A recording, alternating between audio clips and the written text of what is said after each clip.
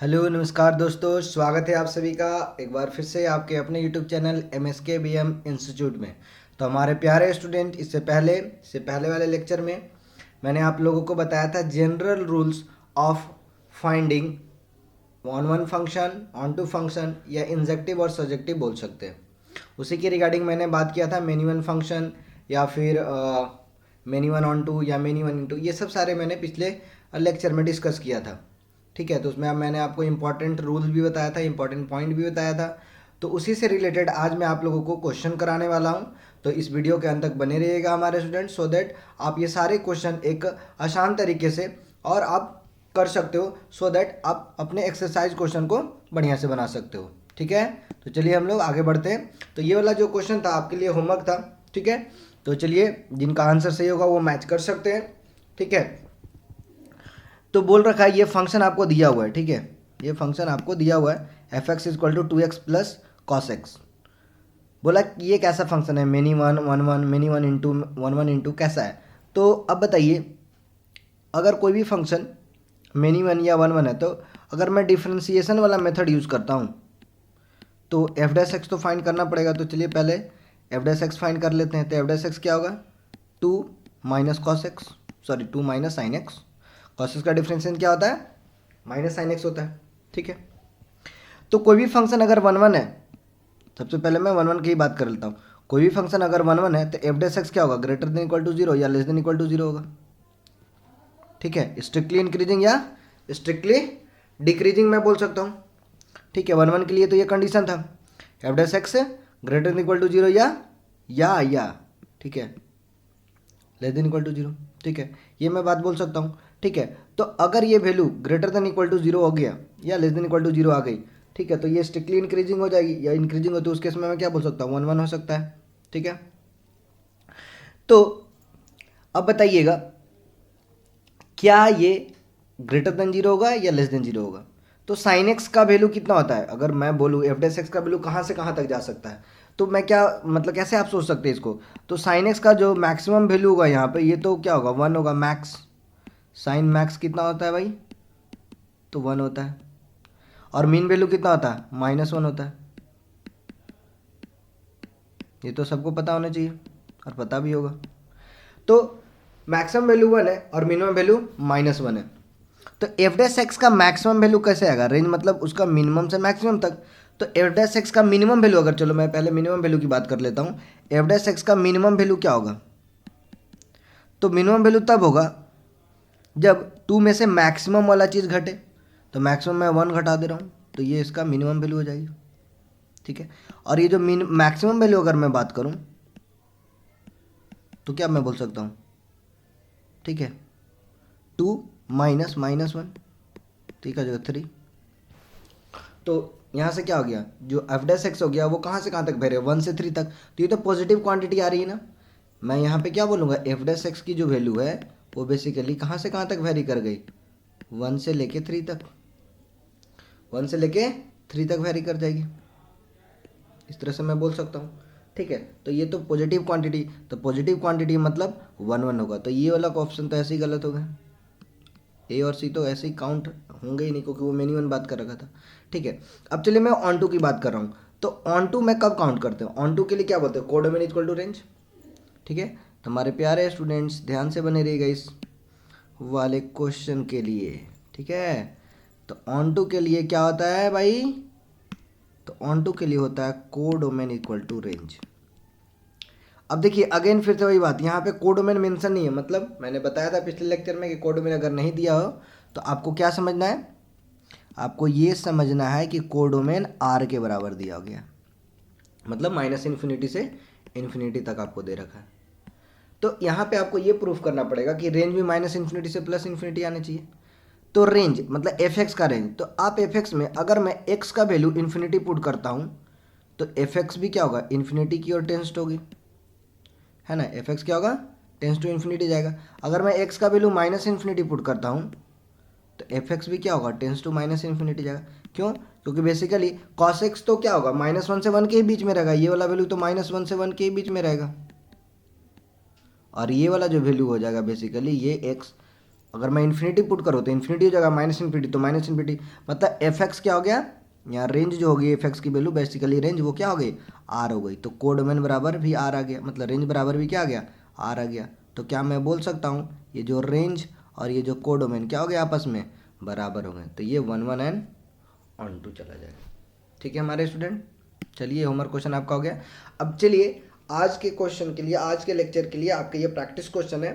ठीक है, आप ये देख सकते हो कैसे इस क्वेश्चन को सॉल्व करेंगे, और आप अपने प्रैक्टिस भी कर सकते हो इसको, क्वेश्चन को नोट डाउन करके। ठीक है, तो चलिए हम लोग देखते हैं इस क्वेश्चन को कैसे सॉल्व करेंगे। ठीक है, तो चलिए स्टूडेंट स्टार्ट करते हैं। क्या देखिए है, देखिए क्वेश्चन क्या लिखा हुआ है, check the nature of the function, function का वैल्यू दिया X cube plus X plus one. ठीक है, यहाँ आपको दिख रहा होगा फंक्शन ये दे रखा है, एक्स बिलोंग्स टू आर है, using analytical method and differentiation method, मतलब नेचर बताना है, फंक्शन कैसा है, वन वन है, मेनी वन है, किस तरह का है नेचर। ठीक है, इसी टाइप में, इसी के रिस्पेक्ट में मैं बात करूँगा यहाँ पे। ठीक है, तो एनालिटिकल मेथड के लिए क्या होता है, एनालिटिकल मेथड में आप क्या सीखे हो, एनालिटिकल मेथड में सीखो अगर फंक्शन वन वन है तो F X one equal to F X two होना चाहिए। ठीक है, यहाँ पे अगर वो फंक्शन वन वन है, ठीक है, अगर वो फंक्शन वन वन है तो यहाँ पे क्या होगा, F X one equal to F X two, ये तो सबको पता होगा। ये क्या बताता है कि जब फंक्शन वन वन है तो पहले वही चेक कर लो, तो क्योंकि कोई भी फंक्शन या तो वन वन होगा या तो मेनी वन होगा, कोई भी फंक्शन क्या होगा, या तो वन वन होगा या तो मेनी वन होगा, और ऑन टू और इनटू तो कोई दो में से लेगा ही लेगा। ठीक है, तो अगर वो फंक्शन वन वन होगा तो वन वन लिखेंगे, नहीं होगा तो मेनी वन बोलेंगे। ठीक है, तो चलिए एनालिटिकल मेथड, ये अप्रोच कौन सा अप्रोच बता रहा हूँ हमारे स्टूडेंट, एनालिटिकल। ठीक है, तो चलिए जब मैं एफ एक्स वन बराबर एफ एक्स टू रखूँगा तो यहाँ पे क्या होगा, देखिएगा X one cube plus X one plus one equal to, अब मैं एक्स टू रखता हूँ, एक्स टू क्यूब होगा यहाँ पे, x two cube plus X two plus one, इसको बराबर करना है। तो यहाँ से क्या मिलेगा, यहाँ से आप लोग को ये मिलेगा X one cube minus X two cube plus X one minus X two equal to zero. अब देखिए वन वन के लिए कंडीशन क्या होना था, अगर ये एफ एक्स वन बराबर एफ एक्स टू है तो हमको कंडीशन क्या आना चाहिए था, एक्स वन बराबर एक्स टू। ठीक है, ये मैं यहाँ पे आपको बताना भूल गया। ठीक है, कि ये पहले कंडीशन हम लोग ये लेते हैं, ये कंडीशन में आप ध्यान रखिएगा कि ये मेरे से छूट गया था ये पॉइंट, कि इफ़ एफ एक्स वन बराबर एफ एक्स टू देन हमारा रिजल्ट आना चाहिए एक्स वन बराबर एक्स टू। अगर ये इम्पोज कर रहे हो आप उस फंक्शन पे तो मेरे को रिजल्ट ये आना चाहिए। ठीक है, तो ये रिजल्ट को ध्यान में रखिएगा। तो एक्स वन बराबर एक्स टू अगर आ जाता है तो वन वन हो जाएगा। ठीक है, तो बताइए एक्स वन बराबर एक्स टू इस तरह का कुछ फैक्टर कैसे होगा जब X one minus X two वाला कोई फैक्टर है। तो X one minus X two तो एक फैक्टर दिख रहा है ना यहाँ पे, तो A cube minus B cube ये फॉर्मूला यहाँ पे लगा सकते हैं। तो A cube minus B cube क्या हो जाएगा, A cube minus B cube क्या होता है, A minus B into A square plus A B plus B square, और अगेन यहाँ पे आपका plus X one minus X two है। ठीक है, आप देख सकते हो। ठीक है, फैक्टर, तो चलिए X one minus X two तो कॉमन दिख रहा होगा तो उसको पिक कर लेते हैं। तो बचा क्या हमारे पास, X one square X one X two plus X two square और plus one equal to zero. ठीक है, अब यहाँ पे बताइए, यहाँ पे मेरे को ये देखना है कि या तो X one minus X two zero के बराबर होगा, X one minus X two या तो जीरो के बराबर होगा, या फिर X one square plus X one X two plus X two का होल स्क्वायर प्लस वन ये ज़ीरो के बराबर होगा। आप यही बोल सकते हो, हाँ या ना, मैं तो ये बोल सकता हूँ। ठीक है, तो यहाँ से तो एक कंडीशन हो सकता है ना कि एक्स वन बराबर एक्स टू, अगर ये होगा, अगर ये होगा तो एक्स वन बराबर एक्स टू हो जाएगा, तो उस केस में मैं क्या बोलूँगा, ये फंक्शन वन वन हो जाएगी। अब ये दूसरे कंडीशन के लिए आप क्या देख सकते हो, क्वाड्रेटिक वाला फार्मूला यूज़ कर सकते हो। ठीक है, क्वाड्रेटिक वाला यूज़ कर सकते हो। ठीक है, तो उस केस में आप इसको एक्स स्क्वायर के जैसा सपोज कर सकते हो, एक्स वन को एक्स स्क्वायर के जैसा बिहेव करो, तो आपका जो एक्स टू वाला एक तरह का कांस्टेंट का काम करेगा। तो आप अगर चाहो तो यहाँ निकाल सकते हो कि एक्स वन बराबर क्या आएगा, माइनस बी करोगे ना तो माइनस बी में बेसिकली क्या आएगा, ठीक है, आप यहाँ पे -x2 कर सकते हो, ठीक है, प्लस माइनस बी स्क्वायर, ठीक है।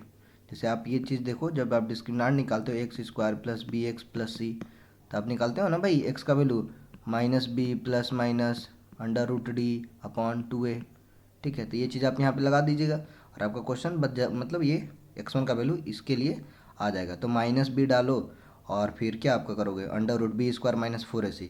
तो बी स्क्वायर किसको बोल रहे हो, x2 स्क्वायर को, माइनस 4ac। तो 4 ये तो 1 हो गया, 80 किसको मैं बोल रहा हूँ, x2 स्क्वायर बेसिकली और प्लस 1, ठीक है, और अपॉन 2a। तो 2a मैं बोलूँगा तो 2। तो यहाँ से आप इक्वेट करोगे, ठीक है। तो बेसिकली आप देख लीजिएगा यहाँ से क्या आने वाला है, ठीक है। ये तो -3x2 स्क्वायर आएगा और -1 आएगा, ठीक है। तो ये वाला जो टर्म दिख रहा होगा उसका निगेटिव आएगा, रूट के अंदर वाला टर्म क्या आएगा, निगेटिव आएगा। जब निगेटिव आएगा तब तो ये फिर क्या आ जाएगा, इमेजनरी आ जाएगा, आयोटा के टर्म में लिखना पड़ेगा, ठीक है। तो अगर आप लिखोगे भी तो इसको आप -x2 प्लस माइनस देख लीजिएगा, यहाँ पे इस चीज़ को घटा के क्या, देखिए मैं बता रहा हूँ, ये x2 स्क्वायर है और ये -4x2 स्क्वायर है, तो कितना होगा -3x2 स्क्वायर और ये -1, ठीक है। तो बेसिकली ये क्या हो गया, ये वाला जो चीज़ है मैं यहाँ पे लिख दे रहा हूँ आपके लिए, ठीक है, कि -3x2 स्क्वायर और -4 बेसिकली, ठीक है, -3x2 स्क्वायर और -4। तो माइनस तो क्या हो गया, देखो ये तो निगेटिव और ये भी निगेटिव, तो रूट के अंदर तो नेगेटिव होगा नहीं रियल नंबर के लिए, वो तो इमेजनरी में आ जाएगा। तो -1 कॉमन ले, मतलब माइनस रूट कॉमन आप ले सकते हो, ठीक है। तो ये चीज़ तो रूट में है तो -1 कॉमन ले सकते हो, मतलब तो आयोटा के टर्म में आप इसको लिख सकते हो, ठीक है। तो आयोटा टाइम्स ऐसे करके आप, ठीक है, अंडर रूट में इसको आप 3x2 स्क्वायर -4 ऐसे लिख सकते हो, ठीक है, हाँ या ना। और फिर अपन डिवाइडेड बाई 2 कर सकते हो। तो ये तो इमेजनरी की जगह, तो इसका तो कोई अभी रोल है नहीं, रियल टर्म्स की बात कर रहे हैं। तो यहाँ पे आपको क्या चीज़ आ गया, x1 बराबर x2, x1 बराबर जब x2 आ गया तो मैं क्या बोलूँगा, ये फंक्शन कैसा हो जाएगा, 1 1 हो जाएगा, मेनी 1 तो होगा नहीं, तो फंक्शन क्या हो गया 1 1। तो ये था एनालिटिकल मेथड। तो ये एनालिटिकल मेथड थोड़ा लंबा अप्रोच था, बट मेरे का आप लोगों को ये समझाना था कि एनालिटिकल मेथड में ये अप्रोच फॉलो करते हैं। मैंने क्या, हम लोग क्या मानते हैं, पहले fx1 बराबर fx2 और यहाँ से हम लोग लाते हैं x1 बराबर x2। तो ये प्रूफ मैं कर चुका था, मतलब ये फंक्शन कैसा है 1 1 है। चलिए मैं इसी में आपको बताता हूँ कि डिफरेंशिएशन मेथड से कैसे सॉल्व होता है, ठीक है।